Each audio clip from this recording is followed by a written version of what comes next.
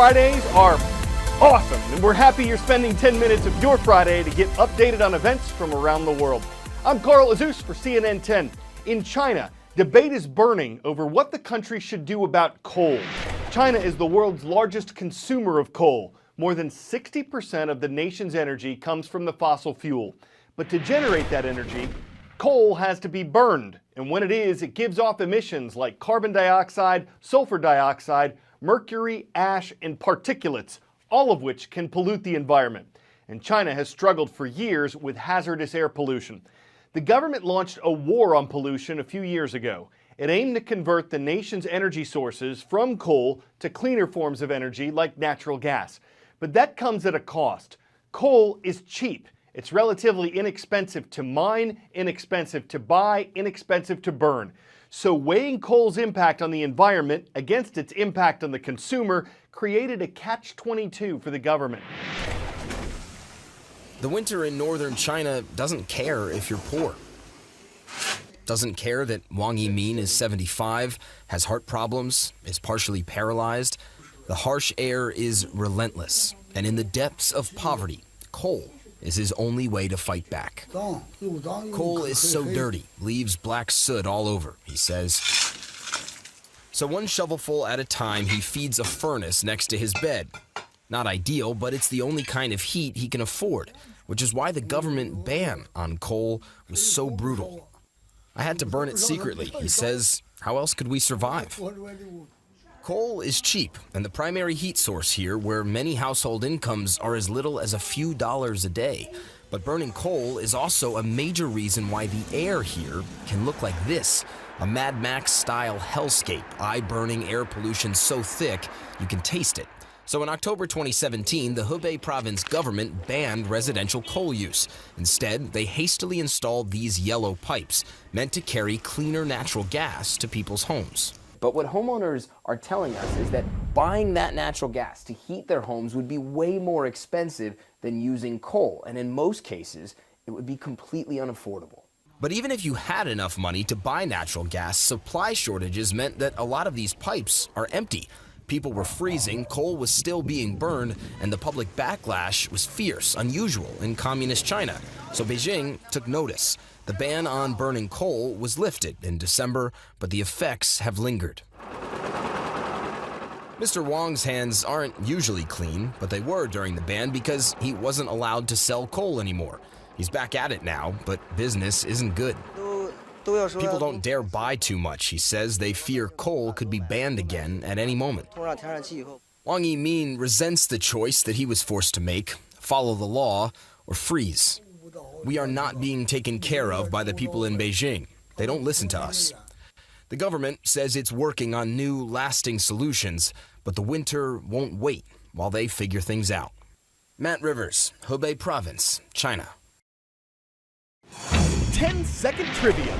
Where would you most likely find an SoC? Smartphone, calendar, wharf, or analog watch? SoC is an abbreviation for System on a Chip, part of a smartphone that combines memory, graphics, a modem, and other components. 9 hours per day. That's how long American teenagers spend using media. Everything from TV to video games and books, music, and social media. And this is in their leisure time, what they choose to do for their enjoyment. It does not include any media they use for schoolwork. It's all according to Common Sense Media, a nonprofit group that examines the impact that technology can have on kids, parents, and teachers. And because the organization also says that 50% of American teenagers report feeling addicted to mobile devices, they've teamed up with another nonprofit called the Center for Humane Technology to examine the effects that all this tech is having on young people. We've heard a lot about addiction and technology, but this is something a little bit larger that you guys are launching. So take me through it. So we're launching a major new national campaign, The Truth About Tech. The point is to educate the public, opinion leaders, government officials, and the tech industry about the impact of technology on kids' brains and how this is affecting our society, both pro and con. I've known you for many years, and you've been talking about this for a really long time. Take me back to when you first started thinking, okay, we've got to start paying attention to the impact of technology. I started working on these issues in 2013. All of these companies are competing to get attention. They're not going to stop doing that. It's not enough that you use the product. I have to reach deeper down the brainstem, hook you, and create an unconscious habit or an addiction to hold on to that 30 minutes I currently own in your day if I'm Facebook or if I'm Snapchat. When you look at the business model for these companies, they are built on getting us to pick up our phone more. We live in this attention economy. So can these tech companies really make changes without fundamentally shifting the way that their business works? We're not predicting overnight success. This is a multi-year effort, and we're going inside the tech companies. And we believe that long-term, both from the bottom up with grassroots public support, but from the top down with intelligent legislative efforts, the combination can make fundamental change, explain the truth about tech, and make really positive solutions. I think some simple things like right now, if you're listening to this, are turn off all notifications on your phones except for when a human being, a person, wants your attention. That's one simple change you can make today. Another one that has become very popular just recently is turning your phone into grayscale. I don't know if you can see that, but if you make your phone gray, it takes out all those chip-like slot machine rewards. It has a huge impact on feeling like your phone is more of a tool and less like an addictive substance. Do you think we can put the genie back inside the bottle? I don't think it's about putting it back in the bottle. It's about redesigning the genie once it's come out. I think this is game over unless we fix it. I think that we have to fix this because I actually think when you realize that every time you open up that blue Facebook icon, you just activated a supercomputer that's going to play chess against your mind to figure out what's the perfect thing I can show you. And it's only going to get better and better and better at doing that. And when you realize that you're bringing a knife, like a millions of year old evolutionary hardware, up to bat against a supercomputer, you're going to lose.